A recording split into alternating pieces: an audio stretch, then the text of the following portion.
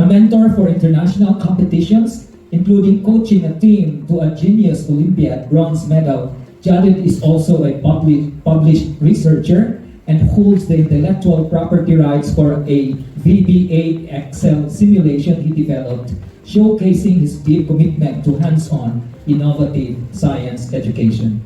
Ladies and gentlemen, please welcome Mr. Muhammad Afta Jadid from Indonesia.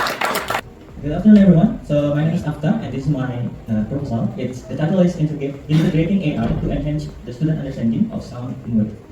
So to start this presentation, I would like to start with the question, of course, because everything starts from the curiosity, right? The question is, why do our students very like to play their phones for many hours? But when we start the lesson, maybe in 5 minutes they will sleep. Yeah. Yeah. In the class, we already prepare everything. We prepare the slide. We prepare the video, we prepare the simulation, or maybe the interactive quiz using like quizzes or any other platform. But because our students now, they are very often to use their gadgets, so our media, our video or slide doesn't really interest for them. They not interest for our slide maybe. Because they already use YouTube and TikTok and maybe game or any other thing. So we can start with the question like, what if we give them something new?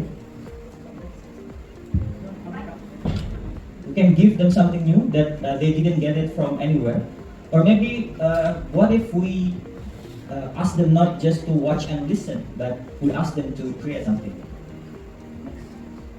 Okay, so based on the study that I found in 2023, this is the data from Indonesian physics textbooks. So still, as you can see here, many textbooks that only focus on the cognitive level, the second cognitive to the fourth cognitive level, which is understanding, remembering, and also like maybe analyzing. But none of them train the student and engage the student to create something or to analyze something. And another research here, as you can see, the same thing happened. It's still only train our student to train their low order thinking skill. But for high order thinking skill, as you can see, it's only 2.6% that engage our student to evaluate, to deeply think or solve the problem. Most of the questions still focus on the cognitive level 2 to 4, and we need to encourage them to train our students to be more creative, to evaluate and create something. Next, please. Okay, so I teach in a private high school in Indonesia. Even in the modern school, we also have the same problem with the student student not excited to learn. Yeah, why? Because like I mentioned before, they already have their own preference. So when we deliver something, maybe the media that we deliver did not fulfill their engagement. That's why we need something different, everyone. We need something fresh, we need something creative and interactive for them, so they can catch up with what we will present. And also we have another challenge, everyone. Maybe as you can hear before, AI is very, very often to students. They usually using AI for many purposes. And now students start to use AI to do their homework, to maybe do the exam, maybe, yeah, for cheating or something like that. They just copy and paste. So what's the challenge is, can we use AI not only for the shortcut for the student, but can we use AI to assist the student as the support tool for their learning? Okay, so this is what the idea that I've already designed to make the lesson more fun and creative. So at the first week, we explain about the concept with the slide, video, and the simulation, like the classic methods I mentioned earlier.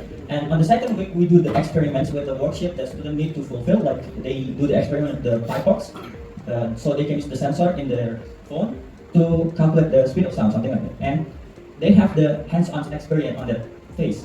And then on the third week, they will learn how to create a simulation with the AI based on what the problem they face at the second phase. So they analyze what they need to know, what they're struggling at, and then they provide the solution. At the third phase, they create the simulation that can solve the problem that they face. And after that, they collaborate in the third week. They collaborate with a group. So each group will create one simulation. And at the fourth week, they need to present their simulation. They need to present their simulation, and they will get the feedback from their friends, and they can fix it and make it better. Okay, so like I mentioned before, it's using Cursor. So if you don't know about Cursor, Cursor is the application to create the program. It's something like same like Visual Studio Code, if you know. So basically for making the program, but inside of it, it has the AI. So you can just type the prompt here, as you can see, create a simulation with HTML format, etc. And then it will create the code by itself. So even the student with no background, no coding background, they can still create something amazing for the simulation, because as long as they type the good prompt, the detailed and specific prompt, they will get the good code and it will create the simulation. And of course, in this process, they need to communicate with their team. Communicate and discuss with their team what the problem and what they need to do. So this is the example of the product of my student. They create a Doppler effect simulation. It's about physics. So in this simulation, they can change the speed and the frequency, and they will get the frequency of observer here. So it also showed the animation. When you click play, the car will move close to the observer or further from the observer. So what I want to point out here is a student with a background, a coding background, also can create something like this, or even more better. Next. Okay, from my proposal, we have several strengths. The first one is flexible, so teachers can create anything from the Cursor simulation, of course. And it's not only for physics, it can be for any other subject, such as, for example, language. You can create story generator, you can create poem generator and other things. Or with physics, biology, chemistry, and other subject. And also, in this program, we can introduce the programming skill, the logic thinking skill to our students. So hopefully after they create simulation, they will get engagement to learn about coding, so they can study more after that. And of course, every strength have the weakness, and my proposal have some weakness, which is we need the experienced teacher to help students to debug their error. For example, if they create the code but there's some error, they need to fix it. But if the teacher cannot fix the error, it will be hard for them. And of course, at the end, this is more than just a project about physics. It's about helping students to shape their future to become a good creator. And I believe that every student has the potential to build something meaningful, and what we need to do is give them the tools and the trust to begin. That's all from me. Thank you so much. Question and answer. Thank you for the presentation. I've been trying to trying to imagine myself. I was teaching physics 20 years ago. We don't have AI anymore. Probably the same when I was teaching. But our concern really about physics and SMT is that a lot of students are really not interested, right? So it's not as if you're saying to get bored immediately. They're not interested. So if I will look at your strategy here, what if the student is really not SMT inclined? So what is your other strategy to get them, to do these activities, the activities that you have here, the different stages. Then the second question is, I'm not sure if after the simulation, I didn't catch the stage where you will have to make sure that you actually develop the concepts. Where is that in the entire procedure to ensure conceptual understanding? Before I answer it, could you please repeat the first question, miss? The first question is, what do you do with students who really are not SNT inclined? They're not science or physics inclined. So even if you have all of these tools and your attempt to ensure higher order thinking skills development, they really are not interested. Okay. Oh, it's a physics teacher asking. It's a hard Okay, so for the first question, how to encourage the non-science student to be able to do this project. So first, of course, everything starts from the beginning when we explain about the concept, about the explanation. We start from there. If our strategy doesn't work, so we can get the help from their friends, actually. We can get the help from their friend to encourage that student. And also, if it doesn't work, it doesn't matter, because we can ask them to just follow the step, because maybe at the middle of the process, he or she will engage for that process. And the second question is, what's the question again? How to ensure that there really will be conceptual understanding of the simulation? Yes. So at the first, they learn about the concept, and second, they do the experiment. So they already get both of the knowledge, the theoretical knowledge, the practical knowledge. And at the third phase, they create it. They analyze what is the problem, and they provide a solution. And then after that, how can we ensure there's no misconception on it? So actually, there will be a response from the other friends, from their friends, peer review. So their friends also will give the feedback about the simulation. And after that, of course, we as the teacher also need to assist them. We need to give the feedback about what they create. Is it a good concept or not good concept? So we as a teacher also have a role in this process, not only as the observer or the assistant, but also we need to guide them to the correct way. That's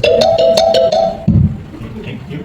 I will pick up from that question as well. It's about student learning. So what if the student is interested, but your idea of having it hands-on needs them to do, like just now show creating simulation using that as a AI tool. But we know as education students, those who are able to do it, those who are learning, as well as teachers as well. As you mentioned, teachers will support them. How do you tackle this issue in the country? So this is the initial stage of how we encourage the student to know about the programming skills. Because in our country also, we have a program that we want the students have the programming skill based fundamentally for the logic thinking. Because programming is not only about the coding, but it's also about the logic thinking, how to solve the problem step by step and with the effective ways.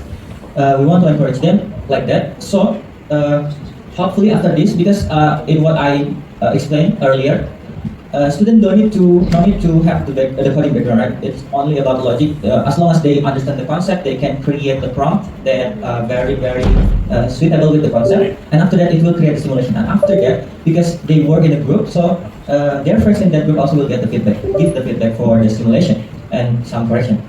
And also the main challenge is from the teacher, like I mentioned earlier, because in this process without a teacher, if there is some error and student don't know how to solve the error, it will be very big problem. So how to solve this? Of course, we or maybe the government or maybe the institution, they can provide the training session for the teachers, not only 1 or 2 or 3, but maybe 2 months or 3 months, so teacher can get the deep understanding for programming, especially for the logic thinking skill. That's all. Thank you. Oke, thank you. Selamat siang. Siang. Assalamualaikum warahmatullahi wabarakatuh. I really appreciate your process of proposing some work. It's very interesting topic. This proposal so big potential to bring positive transformation in basic learning while also introducing AI in inclusive way. However, my question: how do you ensure that students who have limited access to technology or feel less confident using AI can still participate actively in this approach? Thank you. Okay, thank you so much for the question, Mr. So, to solve that, for the lack of technological knowledge, actually, first, I would like to tell you about the background in Indonesia. There are some cases that the region is also doesn't have the technology access and something like that, and some of them also very high technology. So it's not distributed well. Yeah. So that's our problem. And to solve that, for the school that have the access to the technology, they can use every student's laptop or maybe the computer lab in the school laptop computer, something like that. Or if the school doesn't have that kind of technology, they can find another thing. For example, because it is collaborative learning, so they will work in a group. So each group only need 1 computer. So not all of the students need to bring their computer. And if it's still not possible, you can ask them to create only 1 simulation. So they give the idea, each group, and an alternative solution, and the teacher will also give the feedback which one is better. So they will create only 1 simulation with only 1 laptop. It can be a teacher's laptop or maybe school's laptop. That's all. Thank you very much, Mr. Muhammad.